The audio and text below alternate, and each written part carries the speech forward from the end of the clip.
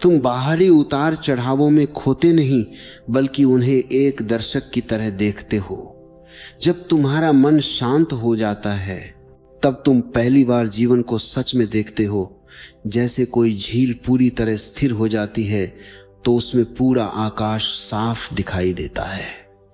तुम्हारा मन भी जब तक लहरों से भरा रहता है, तुम अपने असली आकाश को नहीं देख पाते। शांत मन दर्पण बन जाता है और दर्पण ही सत्य को प्रतिबिंबित करता है। लेकिन समझना, शांत रहना एक आदत नहीं, यह एक चेतना है। आदतें बदली जा सकती हैं, चेतना जागृत की जाती है। तुम सुबह सुबह सूर्य के उगने को देखो, पत्तों पर ओस को छूकर देखो, हवा के स्पर्श को महसूस करो। ये चीजें तुम्हें शांत नहीं करती, बल्कि तुम्हारे भीतर की शांति को जगह देती हैं। क्योंकि शांति बाहर नहीं होती, वो हमेशा भीतर ही सोई रहती है। तुम उसे जगाते नहीं, तुम सिर्फ अपने मन के शोर को हटाते हो ताकि वह उभर सके। जब मन खाली होता है, तभी शांति भीतर से उठने लगती है। जैसे बिना बादलों के आकाश अपना असली रंग दिखाता है, वैसे ही बिना विचारों के मन अपना वास्तविक स्वरूप दिखाता है। लेकिन एक बात याद रखना, शांति के लिए सबसे बड़ा बाधक तुम्हारा ईगो है।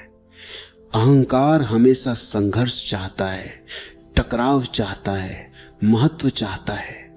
और जब तक अहंकार से चिपके रहोगे, तुम शांति को छू भी नहीं पाओगे। अहंकार को जितना बचाने की कोशिश करते हो, उतना ही भीतर झगड़ा बढ़ता जाता है।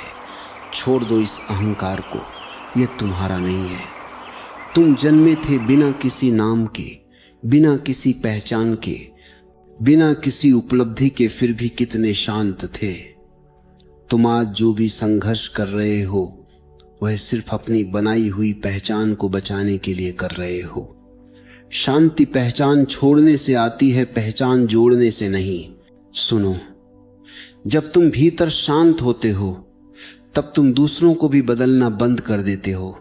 तब तुम समझ पाते हो कि हर व्यक्ति अपने स्तर पर, अपनी चेतना के अनुसार अपनी यात्रा पर चल रहा है। किसी को जल्दी है, किसी को देरी, किसी को चोट लगी है, किसी को भ्रम है, किसी को भय है। लेकिन तुम किसी को जबरदस्ती बदल नहीं सकते। तुम्हारी शांति ही उनके लिए प्रकाश बन सकती है। जब तुम शांत होते हो, तुम ऊर्जा नहीं खोते, तुम ऊर्जा बन जाते हो। तुम्हारी उपस्थिति ही दूसरों के भीतर